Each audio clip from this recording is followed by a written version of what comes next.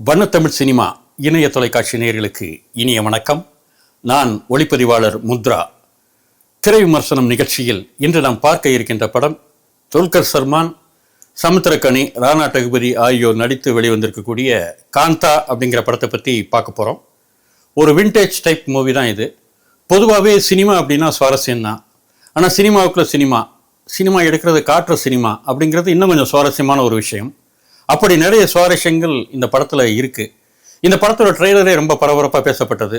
இது மிக தமிழ் சினிமாவோட முதல் சூப்பர் ஸ்டார் மாயவரம் கிருஷ்ணசாமி தியாகராஜ பாகவதர் அப்படின்னா நிறைய பேருக்கு தெரியாது. எம்கேடி அப்படின்னா தெரியும். எம்கே தியாகராஜ பாகவதர் அப்படின்னா நிறைய பேருக்கு தெரியும். இவர் தான் தமிழ் சினிமாவோட சூப்பர் ஸ்டார். அவருடைய வாழ்க்கைங்கிறது உண்மையாகவே ஒரு மிகப்பெரிய ஒரு மிகச்சிறந்த மிக சுவாரஸ்யமான ஒரு சினிமா மாதிரியே இருக்கும். எப்படின்னு கேட்டிங்கன்னா, அவர் தமிழ் சினிமாவில் முதல் சூப்பர் ஸ்டார்.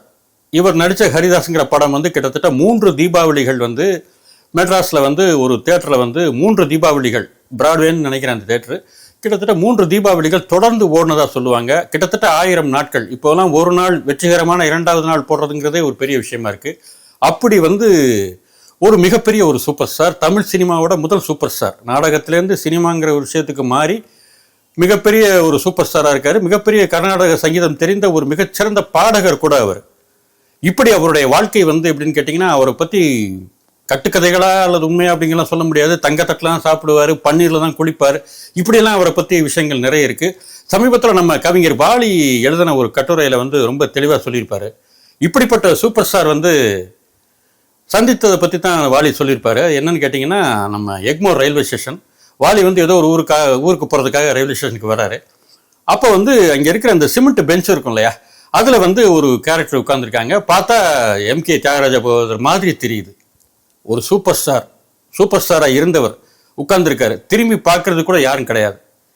ஆனால் ஒரு ஃப்ளாஷ்பேக்கில் சொல்லணும் அப்படின்னா, இவரை பார்க்கறதுக்கு அவ்வளவு கூட்டம் காத்திருக்குமா, அவ்வளவு பேர் அவர் மேலே ஈ மாதிரி மொய்ப்பாங்களாம். இப்படியெல்லாம் ஒரு காலகட்டம் இருந்திருக்கு. அவர் கச்சேரிக்கு சபாக்களில் கச்சேரி பண்ண வரும்போது பெண்கள் கூட்டம் அலை மோதி அவர் மேலே போய் விழுந்து, அவர் பெரிய பாகவதர் கிராப்புன்னு சொல்லுவாங்க அந்த காலத்தில். அந்த முடியை ஒரு அம்மா எடுத்துட்டு ஒரு ஆக்சிடெண்ட்டாக அவர் கையில் போய் விழுந்த போது அந்த முடி கிடச்சிருச்சு. பாகவதருடைய முடின்னு சொல்லிட்டு அதை ஃப்ரேம் பண்ணி தங்கத்தில் ஃப்ரேம் பண்ணி வச்சிருந்ததெல்லாம் நிறைய விஷயங்கள். இது உண்மையா பொய்யா அப்படிங்கிறதான் தெரியாது. அந்த அளவுக்கு அப்படி ஒரு கிரேஸ் அவர் மேலே இருந்தது ஒரு காலகட்டம். இப்போ எக்மோர் ரயில்வே ஸ்டேஷனில் தனியாக உட்கார்ந்துருக்கார். அவரை திரும்பி பார்க்கறதுக்கு யாரும் இல்லை.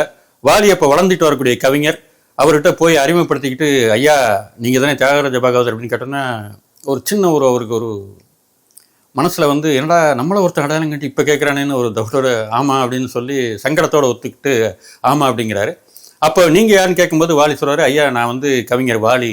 ஓ, அந்த தம்பி நீங்கள் தானா, நல்லா எழுதுறீங்கன்னு நான் கேள்விப்பட்டேன், வாழ்த்துக்கள் அப்படிங்கிறாங்க. அதோடு அந்த சந்திப்பு முடியுது. அந்த கட்டுரையோட முடிவில் அவர் சொல்கிறாரு, வாலி அடக்கமாகும் வரை அடக்கமாயிரு அப்படின்னு எழுதியிருப்பார் ஒரு வரி. ரொம்ப மெய்சிலிக்கக்கூடிய வரிகள். அப்படிப்பட்ட ஒரு சூப்பர் ஸ்டாராக இருந்தவர் இப்படி ஒரு நிலைமைக்கு ஏன் தள்ளப்பட்டார் அப்படிங்கிறது லக்ஷ்மிகாந்தன் கொலை வழக்குன்னு ஒன்று. இப்போ என்னென்னா, அந்த காலகட்டத்தில் நம்ம தியாகராஜ பாகவதர், என்எஸ்கே இவங்கெல்லாம் சூப்பர் ஸ்டார்ஸாக இருந்துகிட்டு இருக்க நேரத்தில் இந்த காசிப் எழுதுறது, வதந்திகள் எழுதுறது, இந்த மாதிரியான மஞ்சள் பத்திரிகை அப்படின்னு சொல்லுவாங்கள்ல, அப்படி லக்ஷ்மிகாந்தன் அப்படிங்கிறவர் அவரை பற்றி தவறுதலாக எழுதுவார். இப்போ அவர் அந்த லக்ஷ்மிகாந்தன் அந்த பத்திரிகையுடைய ஆசிரியர் லக்ஷ்மிகாந்தன் கொல்லப்படுறார். அந்த கொலை வழக்கில் நம்ம தியாகராஜ பாகவதர், என்எஸ்கே மாதிரியான ஆட்கள்லாம் கைது செய்யப்படுறாங்க. அவங்க மேலே குற்றம் சுமத்தப்பட்டு குற்றம் நிரூபிக்கப்பட்டு கிட்டத்தட்ட 4 வருட காலம் அவருக்கு ஜட்ஜ்மெண்ட்டு, ஜெயிலில் இருக்கார். இப்படி ஒரு காலம் வந்தது. அது பிரிட்டிஷ் பீரியடு. இப்போலாம் சாதாரண இப்போ மாதிரியெல்லாம் வழக்குகளையோ அந்த மாதிரிலாம் பார்க்க முடியாது. எல்லாமே பர்ஃபெக்டாக இருக்குது. ஸோ 4 வருட காலங்கள் ஜெயில் அவருக்கு, சிறைக்கூடத்தில் இருக்கிறாரு. அந்த மாதிரியான ஒரு காலகட்டத்தில் திருப்பி அப்பீல் பண்ணுறாங்க. இங்கே அப்பீல் பண்ண முடியாது, ஏன்னா சுதந்திர இந்தியா கிடையாது. அப்போ லண்டனில் ப்ரீவரி கவுன்சில்னு ஒரு இடம் சொல்கிறாங்க. அங்கே போய் அப்ளை பண்ணி திருப்பி மறுபடியும் அந்த கேஸ் மறு விசாரணைக்கு குற்றமற்றவர்கள் நிரூபிக்கப்பட்டு 2 வருட சிறை தண்டனை முடித்து வெளியே வர்றாங்க. என்எஸ்கே படங்கள் பண்ணுறாரு. இப்போ தியாகராஜ படங்கள் பண்ணாலும் பழைய அளவுக்கு சோபிக்க முடியல. பழைய அளவில் அவருக்கு ஸ்டார் காஸ்ட்லாம் ஒன்றும் இல்லை. சாதாரணமான ஒரு மனிதராகி மிகவும் சிரமப்பட்டு இறந்து போகிறாரு. இன்றைக்கி திருச்சியில் அவருடைய கல்லறை இருக்குது, அது கூட சரியாக பராமரிக்கப்படாமல் இருக்குது அப்படின்னு சொல்லி அவருடைய வாரிசுகள்லாம் சொல்லக்கூடிய அளவில் அப்படி ஒரு சூப்பர் ஸ்டார் இந்த மாதிரியான ஒரு முடிவு. இந்த கதையை தான் காந்தா படத்தில் சொல்லியிருக்காங்களா? ஒரு சூப்பர் ஸ்டாருடைய வீழ்ச்சியா, ஒரு கொலை வழக்கா அல்லது வந்து எம்ஜிஆர் மாதிரி அதுக்கடுத்து வர்ற எம்ஜிஆர் அந்த காலகட்டத்தில் இருந்தக்கூடிய சுவாரஸ்யமான சம்பவங்கள் இருந்த ஒரு சினிமாவா இப்படின்னு ஒரு பல்வேறு விதமான கேள்விகளோட நம்ம தியேட்டருக்குள்ள போகிறோம். இந்த படத்தோட ட்ரெய்லர் அதை தான் சொல்லுச்சு. ஆனால் அவங்க வந்து தெளிவாக வந்து இந்த மாதிரியான வேற எதுவும் வழக்குகளில் சிக்கக்கூடாது, வாழ்க்கை வரலாறு மாதிரி பயோபிக் மாதிரி எடுத்து மாட்டிக்கூடாதுங்கிறக்காக வந்து எல்லாருடைய விஷயங்களையும் கொஞ்சம் கொஞ்சம் எடுத்துட்டு புதுசாக ஒரு கதையை அவங்க பண்ணியிருக்காங்க. இந்த காந்தா படத்துடைய கதை அப்படின்னு பார்த்தா வந்து நம்ம சமுத்திரக்கனி வந்து சந்திரன் ஐயான்னு சொல்லி அவர் வந்து சினிமாவுடைய இயக்குனர். அந்த காலகட்டம் 1950களில் அவர் ஐயான்னு தான் சொல்கிறாங்க. டைரக்டர்னா யார், தமிழ் சினிமாவில் டைரக்டர்னா யார் அப்படிங்கிறதுக்கு ஒரு உதாரணமாக அப்படி ஒரு பாடி லாங்குவேஜோட பிரமாதமாக பெர்ஃபார்ம் பண்ணியிருக்காரு நம்ம சமுத்திரக்கனி. ஒரு நடிகரா டி.கே. மகாதேவன் சொல்கிறாங்க. இந்த நடிகரா வந்து பெர்ஃபார்ம் பண்ணவர் யாருன்னு கேட்டீங்கன்னா நம்ம துல்கர் சல்மான். இவருடைய சாயலில் வந்து தியாகராஜ பாகவதர் தெரிகிறாரு, அப்புறம் வந்து நம்ம எம்ஜிஆர் தெரிகிறாரு, அப்புறம் காந்தான்னு பேர் வச்சிருக்கிறதுனால கிட்டத்தட்ட நம்ம எம்.ஆர். ராதாவுடைய பாடி லாங்குவேஜை கூட சில இடங்களில் பார்க்க முடியுது. இப்படி பல்வேறு விஷயங்களை வந்து அவர்கிட்ட இருக்கு. ஒரு டைரக்டர் ஒரு நடிகரை எவ்வளவு சிரமப்பட்டு உருவாக்குறார். ஒரு சாதாரணமாக இருந்த ஒருத்தரை படத்தில் நடிக்க வச்சு அவருக்கு ஒரு பெரிய இமேஜ், ஒரு பிம்பத்தை ஏற்படுத்தி மக்கள் மத்தியில் கொண்டு போய் நிறுத்தி ஒரு சூப்பர் ஹீரோ ஆக்குறார். இப்படி சூப்பர் ஹீரோ ஆனதுக்கப்புறம் இவங்களுக்குள்ள இருக்கக்கூடிய கான்ஃப்ளிக்ட் என்ன, தான் உன்னை உருவாக்கினேன் அப்படின்னு சமுத்திரக்கனியும், நான் இன்னைக்கு ஒரு மிகப்பெரிய ஹீரோ, நான் சொல்றேன் நீங்க கேட்கணும் அப்படிங்கிற ஒரு ஈகோ கிளாஸ்ல வந்து நம்ம துல்கர் சல்மானும் இந்த மாதிரியான ஒரு பிரச்சனைகளுக்குள்ள வந்து நிற்கிறாங்க. தொடர்ச்சி அவங்க படங்கள் பண்றதுல இது வந்து ரிஃப்ளெக்ட் ஆகுது. இப்படி கதை போகுது. இது கடையில வந்து லவ் வேற. இந்த படத்துல வந்து ஒரு சின்ன காதல் அப்படிங்கிற ஒரு விஷயங்கள் வருது. ஃபர்ஸ்ட் ஹாஃப் ஃபுல்லா வந்து இந்த ஈகோ கிளாஸ்ல போகுது. செகண்ட் ஹாஃப் ஃபுல்லா வந்து என்னன்னு கேட்டீங்கன்னா ஒரு கொலை வழக்கு, லட்சுமிகாந்தன் கொலை வழக்குன்னு சொல்ல முடியாது, இது வேற மாதிரியான ஒரு கொலை வழக்கில் வந்து மாட்டிக்கிறாங்க. இந்த கொலை வழக்குல இருந்து எப்படி வெளியே வந்தாங்க, ஃபர்ஸ்ட் ஆஃப் ஜானர் ஃபுல்லாக விண்டேஜ் சினிமா, பழைய சினிமா மேக்கிங், ஒரு நடிகன் எப்படி கஷ்டப்பட்டு உருவாக்குறது அப்படிங்கிற ஒரு விஷயத்தோட ட்ராவல் பண்ணாலும், செகண்ட் ஆஃப் வந்து ஒரு இன்வெஸ்டிகேஷன் த்ரில்லருங்கிற மாதிரியான ஒரு ஜானரில் நுழைஞ்சு ரெண்டும் இல்லாத ஒரு ஜானராக இந்த படம் வந்து போகுது.